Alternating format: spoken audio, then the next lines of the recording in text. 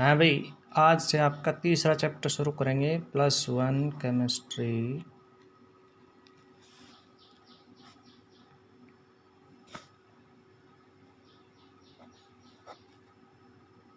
आज है 13/7/2020।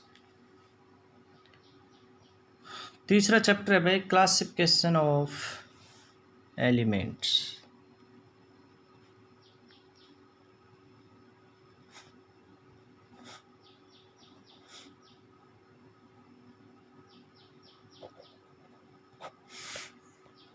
बच्चों, आपने ये चैप्टर में 10th में भी पढ़ा होगा, क्लासिफिकेशन ऑफ एलिमेंट। सबसे पहले है क्लासिफिकेशन क्या है।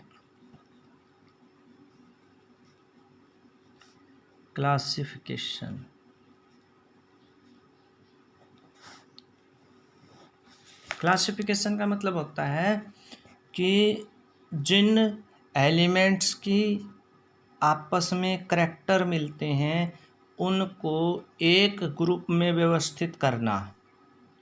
अरेंजमेंट ऑफ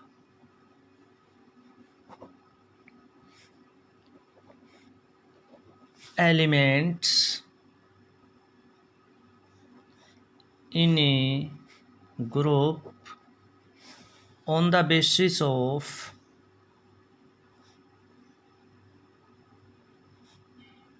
similarities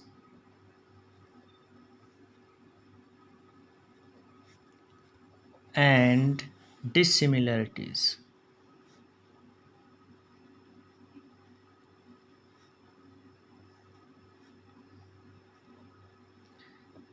कि एलिमेंट को उनके किसके आधार पर भाई, सिमिलरिटीज़ समानता और डिसिमिलरिटीज़ के उनके कौन से करैक्टर मिलते हैं कौन से नहीं मिलते, उस आधार पर एक ग्रुप में व्यवस्थित करना क्या कहलाता है, क्लासिफिकेशन कहलाता है। भाई क्लासिफिकेशन के लिए कई साइंटिस्टों ने अलग अलग अपने व्यू दिए। सबसे पहले क्लासिफिकेशन का अटेम्प्ट किया था डोबेराइनर ने।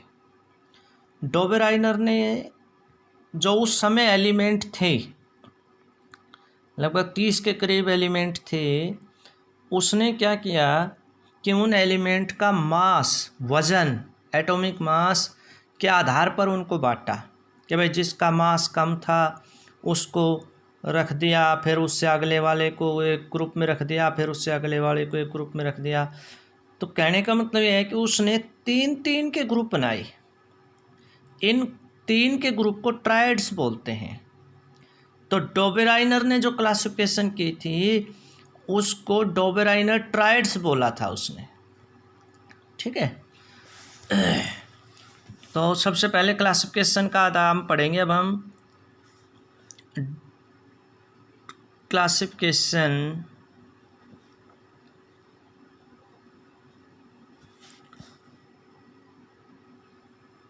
On the basis by the Dobereiner. तो इसको डोबेराइनर ट्राइड बोलते हैं। Dobereiner triads.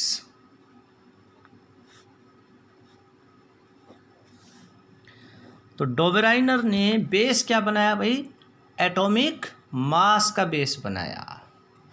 According to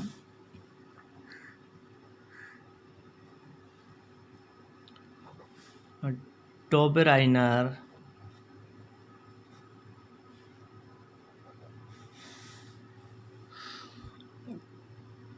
the elements were arranged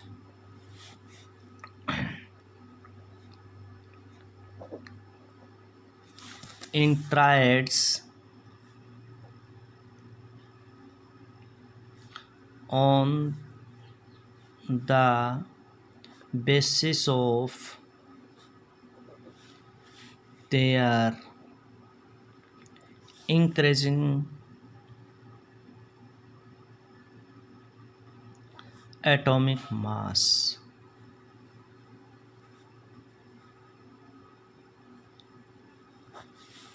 Dobereiner को बढ़ते हुए एटॉमिक मास के आधार पर उसने व्यवस्थित किया।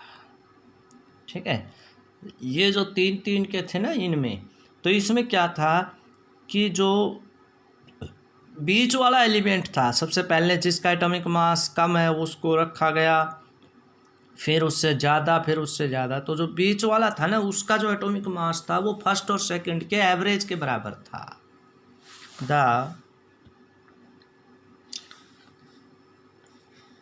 मास ऑफ मिडल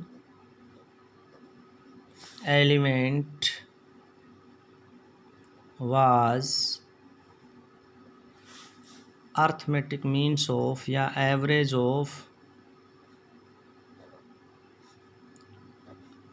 या हम कह सकते हैं arithmetic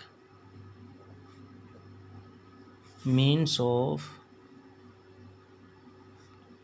first and third element.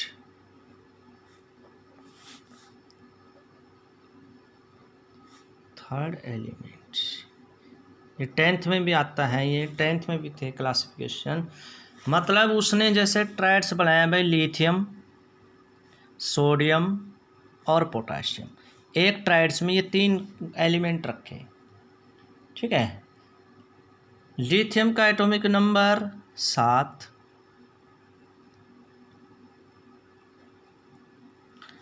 और पोटाशियम का 39। तो अभी अगर इन दोनों का हम निकालते हैं तो ये 46 हो गया। तो सोडियम का इसका कितना होगा, इन दोनों का हाफ कर दें, एवरेज निकाल दें तो 23 हो गया।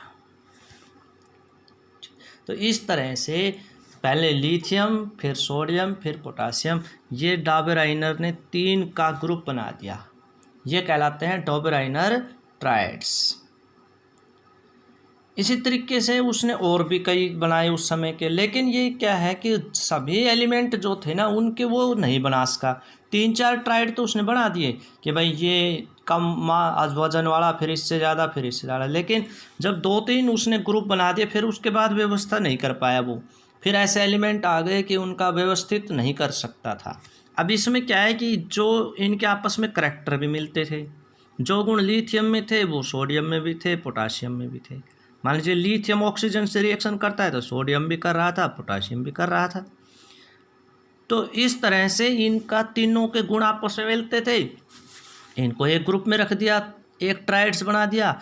अगले के गुण नहीं मिलते थे, वो किसी और के साथ मिलते थे, उनका ग्रुप बना दिया। तो ये इस प्रकार से उसने क्लासिफिकेशन की। अब उसके लिमिटेशंस क्या रही, ये फेल हो गया, फिर बाद में इसकी कुछ कमियां रह गई। क्या कमियां रह गई कि वो अपने उस समय में सिर्फ 2-3 ही ट्राइड्स बना पाया, बाकी ट्राइड्स नहीं बना पाया। ही कुड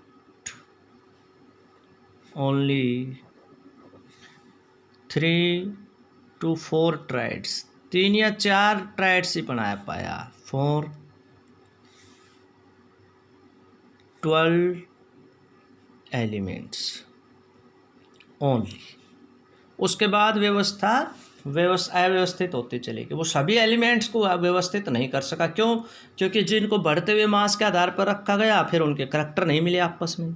जिनके करैक्टर मिलते थे आपस में उनके मास नहीं अरेंज हो रहे थे।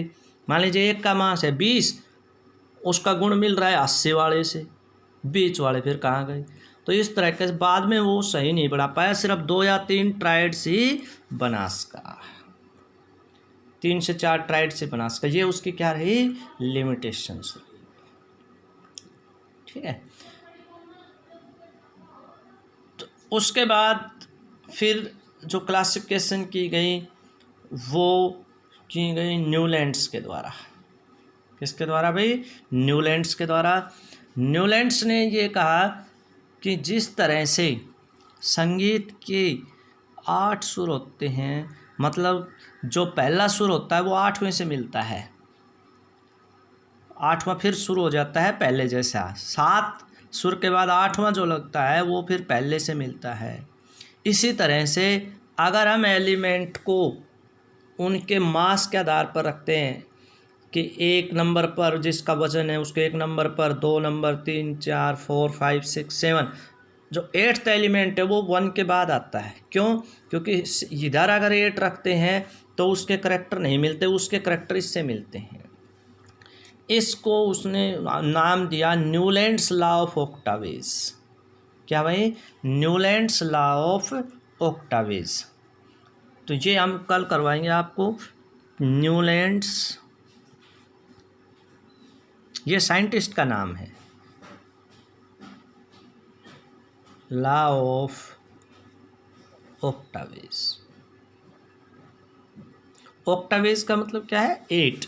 उसने ये कहा कि when we arrange the element according to their increasing atomic mass, the properties of 8th element resemble with the first element like a musical note. तो ये आपको कल डिटेल में समझाएंगे।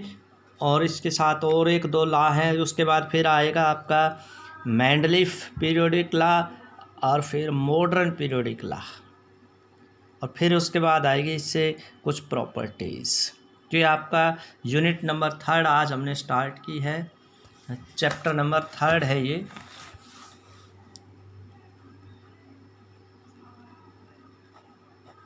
तो ये आज शुरुआत है, इसलिए कल से इसको थोड़ा सा बढ़ा देंगे। ठीक है।